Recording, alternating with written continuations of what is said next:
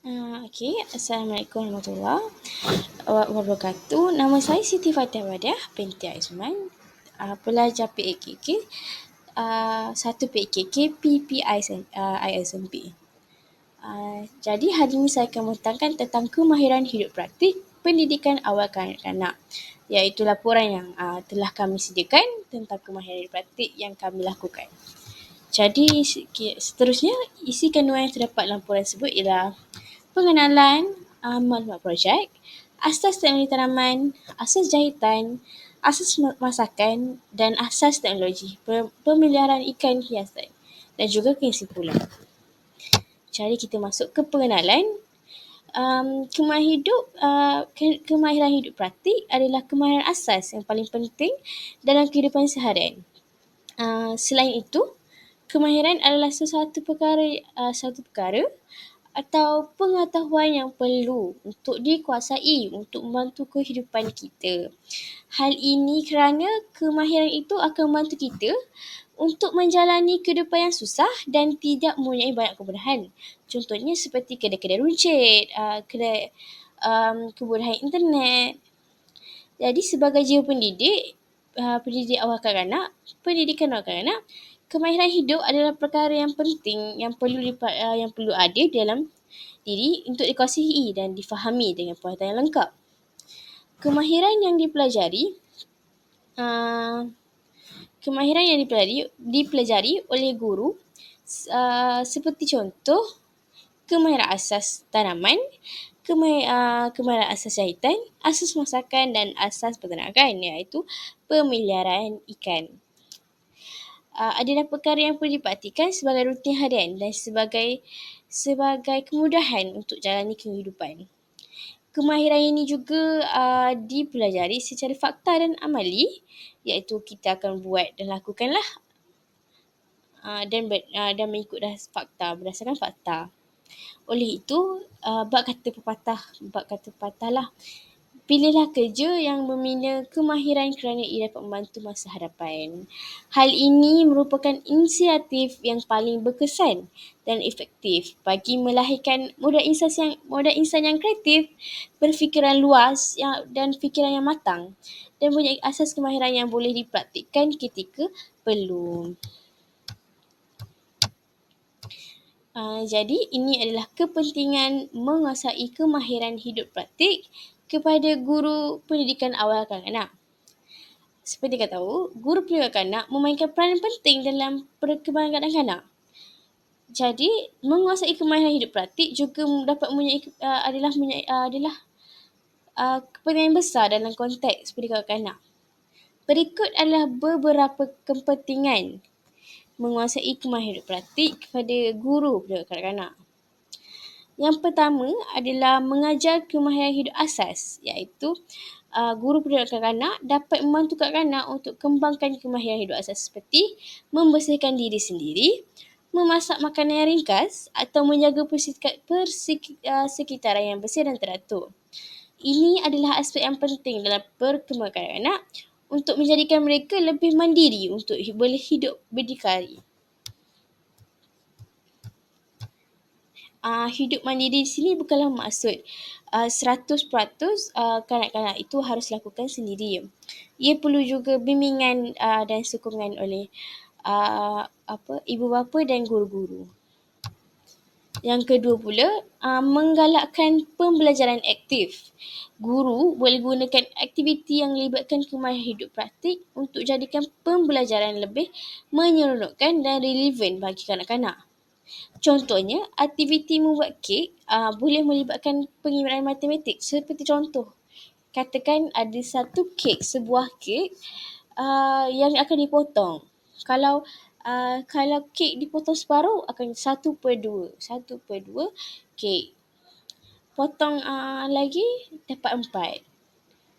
Ambil 3/4 kek. Penggunaan alat masak dapat mengenali penggunaan alat masak. Contoh kalau pisau bahaya, kena untuk potong, kalau boleh bagi orang ibu bapa je yang buatkan.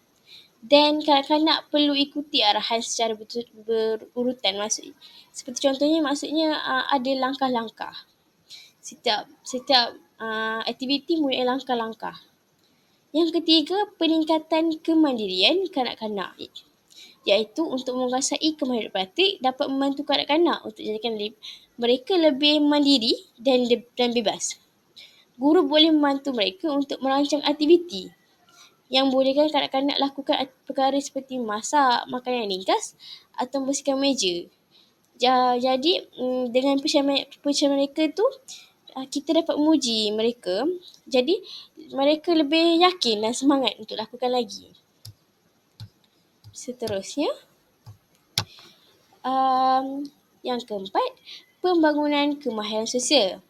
Jadi, aktiviti yang melibatkan kemahiran praktik juga boleh digunakan untuk galakkan kerja kumpulan untuk mereka dapat berkomunikasi atau berinteraksi. Selain itu juga mereka dapat berkongsi untuk saling menjadikan suatu hasil yang inovatif. Ini juga ini membantu kanak-kanak untuk memahami nilai kerjasama, iaitu mereka juga dapat eratkan silaturahim dan mereka dapat berinteraksi lebih dalam kehidupan seharian mereka. Yang kelima pula, dapat menjadikan asas untuk pembelajaran berlanjut. Kemahiran praktik adalah asas yang penting. Jadi, pembelajaran berlanjut tu seperti mereka akan lebih mengetahui tentang kemahiran praktik, cara untuk mandiri. Untuk seperti yang kita tahu, penduduk kanak adalah satu penyediaan kepada kanak-kanak sebelum masuk ke alam persekolahan. Jadi kemahiran praktik adalah asas yang penting untuk pembelajaran yang berlanjut dalam kehidupan kanak-kanak. Untuk mereka menguasai asas ini, kanak-kanak akan lebih mudah mengembangkan kemahiran yang lebih kompleks di masa hadapan. Jadi maksudnya dah masuk alam persekolahan, mereka dapat menguruskan diri sendiri. Yang keenam, dapat menjelaskan pendidikan dengan kehidupan seharian. Guru pendidik kanak boleh menjadikan pembelajaran lebih relevan dengan selaraskan program pendidikan dengan kehidupan seharian kanak-kanak. Contohnya memasak. Bila kanak-kanak belajar memasak, mereka dapat membantu ibu di dapur untuk masak. Dia juga membantu kanak-kanak melihat kaitan antara apa yang mereka pelajari dengan kehidupan yang mereka lalui. Seterusnya, antara kursus dan elemen kemahiran hidup praktik yang saya pelajarilah iaitu asas teknologi tanaman, asas jahitan, asas masakan dan asas teknologi pemeliharaan ikan hiasan. Jadi saya masuk ke asas teknologi tanaman.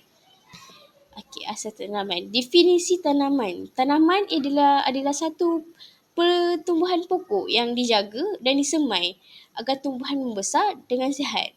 Selain itu, pertumbuhan tanaman dapat memberi hasil kepada kita seperti contoh buah-buahan, sayur-sayuran dan juga pemandangan yang indah seperti bunga-bunga yang mekar.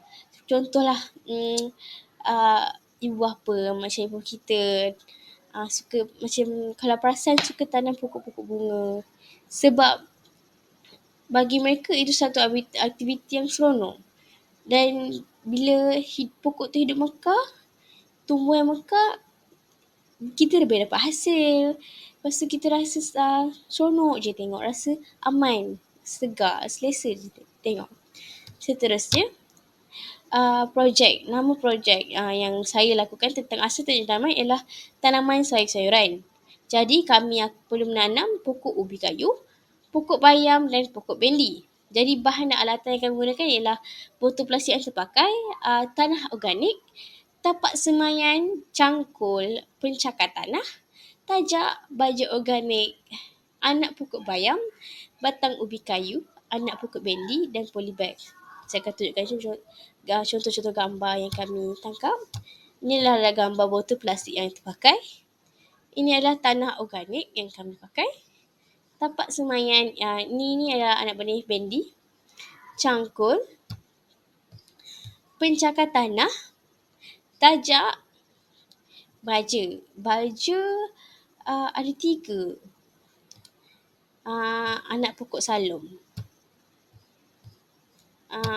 Ini baju-baju yang disediakan oleh pihak Uniza lah. Batang ubi kayu, anak pokok bendi.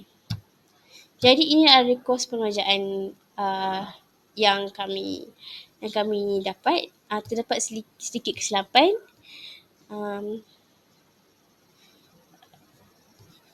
Jadinya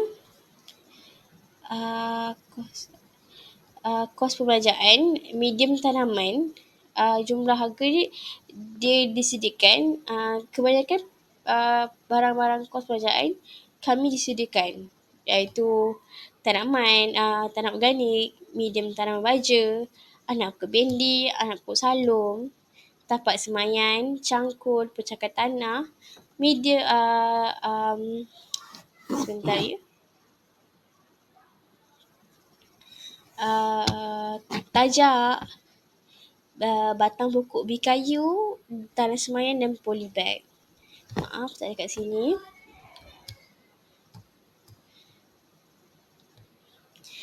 Jadi jumlah kos yang saya guna RM3 iaitu buat botol plastik yang terpakai yang saya beli. Seterusnya kita masuk ke jadual siraman dan agihan tugasan.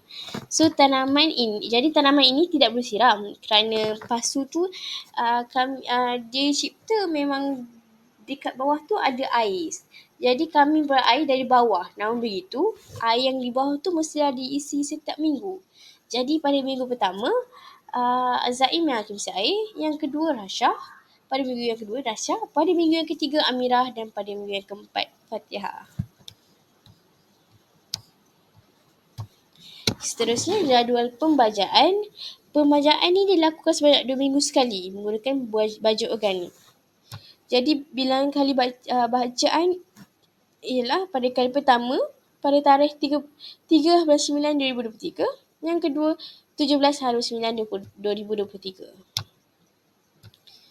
Taklimat bersama ini adalah gambar-gambar yang kami suruh taklimat, iaitu taklimat bersama Dr. Zanariah binti Mak Isa, Tuan Muhammad Yusof dan dari pihak Uniza tentang asas tanaman yang kami pelajari. Jadi ini adalah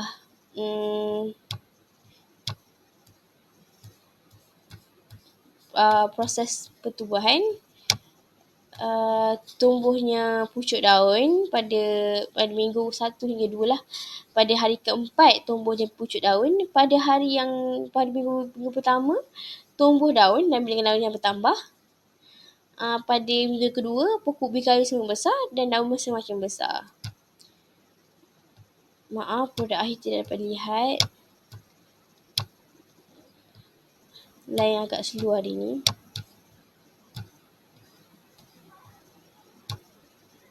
Jadi ini poster promosi, maaf.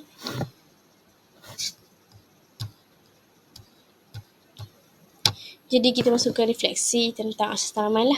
Assalamualaikum dan Alhamdulillah kerana saya dapat menyediakan, Alhamdulillah lah saya dapat menyediakan proses ajar asas tanaman ini. Terima kasih kepada pensyarah saya iaitu Dr. Zanariah binti Mak Isa dan rakan-rakan saya yang dapat membantu untuk menyediakan projek asas tanaman ini. Projek asas tanaman ni merupakan pengalaman yang pertama lah bagi saya dalam menanam pokok. Saya rasa bersyukur kerana terdapat banyak ilmu yang saya pelajari tentang tanaman-tanaman yang saya tanam. Saya juga yakin dengan pengalaman ini dapat bantu untuk saya hidup berada lebih sihat. Contohnya, kita duduk kat kawasan terpencil, kita tak ada kedai pasar. Jadi kita terpaksa tanam sendiri sayur-sayur. Lagipun harga lagi murah kan. Dan tentu sihat sebab kita yang tanam, kita tahu baju yang kita gunakan. Dengan melakukan pelbagai aktiviti tanaman, saya rasa gembira sangat sebab dapat pelajari perkara yang baru, maksudnya ilmu yang baru lah tentang tanaman ni. Oleh itu, kemahiran ni saya akan praktikkan dalam segala ilmu dan saya akan tunjuk ajar kepada orang lain dan sampaikan kepada orang lain lah. Seterusnya kita masuk ke asas jahitan. Okey, definisi jahitan. Jahitan adalah proses penyambungan atau pencantuman antara kain dan kain menggunakan benang dan jarum. Jahitan adalah perkara yang asas untuk dipelajari kerana ia dapat membantu kita dalam kehidupan seharian. Seperti contohlah kita tunjuk seluar yang terkoyak atau ingin nak jahit barang yang berusap kain, kita jahit sendiri. So asal jahitan yang saya buat, nama projek saya, nama asal jahitan yang saya buat adalah sarung bantal. Jadi bahan alatan saya gunakan adalah kain corak yang mempunyai bunga biru kecil, 2 meter panjang dia, gunting, benang, mesin jahit, pembaris, kapu saya tukar kepada pensel, render biru dan butang katuk patutnya. Butang ketik pun boleh. Kain corak bunga biru 2 meter, ini gambar dia, gunting, mesin jahit saya gunakan, render yang saya gunakan, butang katuk dan benang. Jadi ini adalah kos merajaan saya. Kain bunga itu harga RM14.40, mesin jahit RM32.21, render biru 2 meter setengah, RM2.25, kali 2.5 dalam RM5.50. Butang katuk sepekat RM3.50. So totalnya RM56.07. Jadi proses pembuatan, yang pertama, mula buat ukuran 40.6 cm lebar dan 69 cm panjang dengan menggunakan pensel dalam 40 cm lebar. Gunting garisan yang telah digaris menggunakan gunting, maksudnya yang ditanda oleh pensel tu gunting. Yang keempat, jahit tepi kain gunakan mesin jahit. Selepas siap, jahit bahagian tepi bantal. Ini contoh bahagian tepi bantal. Bahagian yang siap dijahit akan dijahit dengan render pula. Dengan render. Kemudian pada belahan bantal dijahit dengan butang katuk. Terdapat masalah, jadi pada hujung bantal, saya akan tetas untuk jahitan render tu, dan jahitan tepi lebih kelihatan kemas. Ini contoh jahitan tepi lebih kelihatan kemas. Ini adalah contoh produk akhir yang saya lakukan. Dan ini adalah poster promosi saya lakukan. Jadi refleksi, Alhamdulillah saya rasa bersyukur kerana saya dapat menyiapkan proses asal jahitan. Terima kasih kepada pensyarah yang membimbing saya, iaitu Dr. Zanaria binti Mak Isa dan rakan-rakan saya yang banyak bantu dan menolong saya lah untuk siapkan projek, mengajar saya lah untuk menyiapkan projek asal jahitan. Saya rasa amat gembira untuk projek asal jahitan ini. Hari ini kerana saya dapat melayankan kos untuk menjahit di kedai. Contoh katakan pakaian saya koyak atau saya teringin nak buat sarung bantal ke lapik meja, saya dah belajar. Saya ada asas untuk belajar. Kerana kita kerana kita mempunyai kemahiran untuk berjahit, kita juga dapat jahit pakai kain yang koyak dan yang kita ingin dapatkan. Jadi kita dapat elakkan pembaziran. Jadi seterusnya saya akan menerangkan tentang asas masakan. Okey. Definisi masakan. Masakan adalah satu bahan mentah yang dijadikan sebagai sebuah hidangan yang boleh dimakan. Masakan yang disediakan hendaklah dengan cara yang halal dan bersih. Asalkan contohnya jaga kebersihan. Masakan juga boleh dimasak dengan menggoreng, membakar, merebus dan lain-lain lagi lah. Macam panggang, kukus. Jadi asas masakan ni nama projek saya The Sandwich Malaysia. Sandwich yang bertemakan Malaysia. Jadi inilah bahan-bahan alatan yang kami gunakan, iaitu roti, telur rebus, telur goreng hancur, pisau, sudu, apel merah, sardin, lobak merah, salad, timun, mayonis, nanas, pinggan, papa memotong dan biskut. Jadi proses pembuatan ni adalah pertama sekali kita akan sediakan bahan dan alatan dan bahan-bahan. Letakkan roti di atas piring. Kemudian sapukan mayonis di atas roti. Letakkan telur rebus atau telur goreng hancur atau sardin untuk ikut cita rasa atau keinginan anda.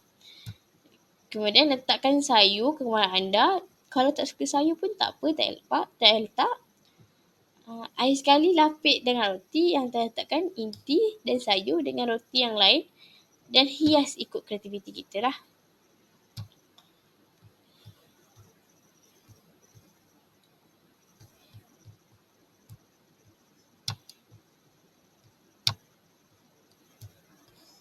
Sebentar.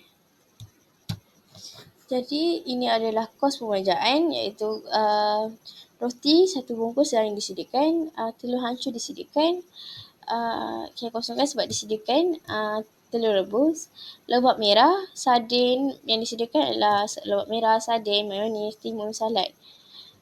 Yang kami beli adalah apple merah 2 biji, tinggi RM3.50. Jadi RM3.50 kali 2 RM7, RM10. Biskut RM5 2 paket. Jadi total yang kami gunakan adalah RM22. Jadi agihan tugasan yang sekarang kurang iaitu Zaim adalah untuk meletakkan sayur ke atas roti, saya untuk memotong sayur, Rasha masak sayur dan menggoreng menyapukan mayonis. Sorry, ada kesilapan lagi. Amira menyias sandwich dan motong nanas dan apple. Ini produk akhir. Seperti kalian nampak, ini bertemakan ini bendera Malaysia, apple merah. Dan alhamdulillah kami mendapat maaf. Okey, ini adalah poster promosi yang saya lakukan. Refleksi. Alhamdulillah saya bersyukur kerana dapat menyiapkan asas projek masakan. Terima kasih kepada pensyarah yang bimbing saya, iaitu Dr. Zaria, dan rakan-rakan saya yang membantu untuk menyiapkan projek asas masakan. Projek asas masakan ni adalah kemahiran penting kerana seperti yang kita tahu, semua makanan adalah perkara yang sangat penting untuk hidup. Proses asas masakan ini sangat menyenangkan kerana berlaku bersama kanak-kanak. Jadi saya pun, saya dan kanak-kanak dan keluarga saya dapat mendapat naik johan dalam pertandingan masak ini, pertandingan hias sandwich. Saya berharap agar saya dapat aktiviti lagi dan saya akan praktikan asas masakan ini untuk masa hadapan. Jadi seterusnya kita masuk ke asas pemeliharaan ikan hiasan. Jadi definisi pemeliharaan ikan. Pemeliharaan ikan ialah pembelaan ikan yang diletakkan dalam akuarium atau bekas yang sesuai. Selain itu, penggunaan air dan makanan yang sesuai juga penting untuk penjagaan ikan dan tempoh masa yang lama. Pemeliharaan ikan ialah untuk hiasan atau sumber pendapatan dan makanan. Jadi, terdapat juga ikan hiasan yang mahal yang sanggup dibeli oleh pemilik ikan lah, seperti contohnya ikan arwana, ikan koi, ikan luhan, ikan diskus. Jadi nama projek yang saya lakukan ialah hiasan akuarium ikan. Jadi ini adalah bahan-bahan dan alatan yang digunakan, iaitu akuarium, pokok hiasan, batu hiasan, lampu hiasan, dan ikan gapi. Jadi kos perbelanjaan yang kami guna ialah ikan gapi 15 ekor, iaitu 50 sen, iaitu RM7.50. Akuarium RM7, batu hiasan RM4, lampu hiasan RM5, pokok hiasan RM3, makanan ikan RM5. Total jumlah semuanya adalah RM31.50. Jadi kita akan terus masuk ke proses pembuatan. Jadi pada langkah yang pertama, Bahan-bahan dan alatan disediakan. Dari sini ternampak ada batu-batu, akuarium, lampu hiasan dan pokok hiasan. Jadi yang kedua, mula-mula kita akan letakkan pokok hiasan ke dalam akuarium. Kemudian letakkan batu ke dalam akuarium. Jadi dia menindihlah pokok hiasan tu daripada hanyut dengan air. Seterusnya letakkan air ke dalam akuarium, iaitu air yang tidak mempunyai klorofil lah, untuk memastikan ikan itu hidup lama. Seterusnya ikan gapi dimasukkan ke dalam akuarium, dan akhir sekali akuarium tersebut dihiaskan dengan lampu kelip. Jadi bila malam dia memudahkan untuk nampak lah ikan tu, keadaan ikan-ikan tersebut. Jadi inilah grup yang kumpulan yang melakukan tugas saya ini. Jadi Daniel, dia menyediakan bahan untuk menghasilkan projek. Maya membasuh akuarium dan batu-batuan. Saya, Fatihah, membuat hiasan pada akuarium, dan Zaim juga membuat hiasan pada akuarium. Jadual pemberian makanan ikan. Jadi pada hari Ahad, pada waktu pagi, pada waktu pagi, Zaim yang akan jarikan. Petang Daniel, pada hari Isnin Daniel, pada petang Maya, pada hari Selasa, pada waktu pagi Maya, dan pada waktu petang saya Fatihah. Pada hari Rabu, saya juga Fatihah, pada waktu petang Daniel. Pada Khamis, Zaim yang akan pagi dan petang yang akan memberi ikan makan. Dan pada Jumaat, Sabtu, Ahad, sama-sama atau gotong royong ataupun sukarela siapa yang nak bagi makan ikan tu lah. So ini adalah produk akhirnya. Nampaklah lampu-lampu ikan dan pokok-pokok hiasan yang telah dilakukan. Jadi inilah poster promosi yang saya lakukan, iaitu jualan ikan gapi hanya RM5 satu ekor. Percuma makanan ikan.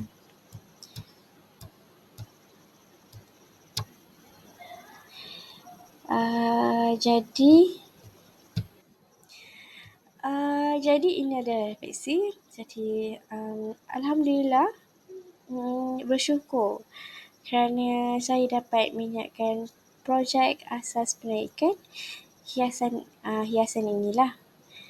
Ini merupakan kali pertama saya membeli ikan dan menghias akuarium, iaitu ikan gapi lah.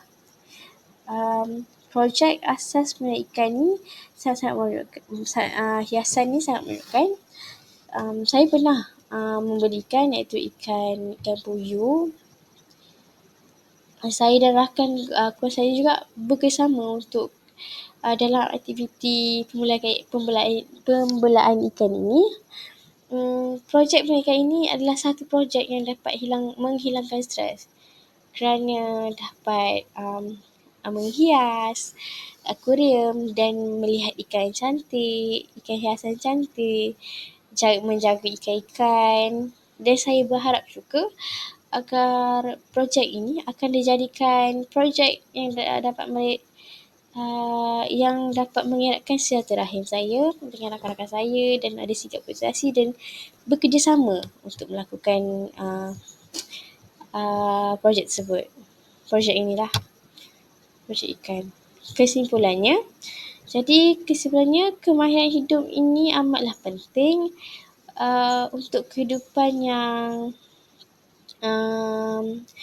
tidak mempunyai kemudahan yang banyak. Hal ini kerana kemahiran hidup adalah suatu tindakan untuk kita hidup berdikari.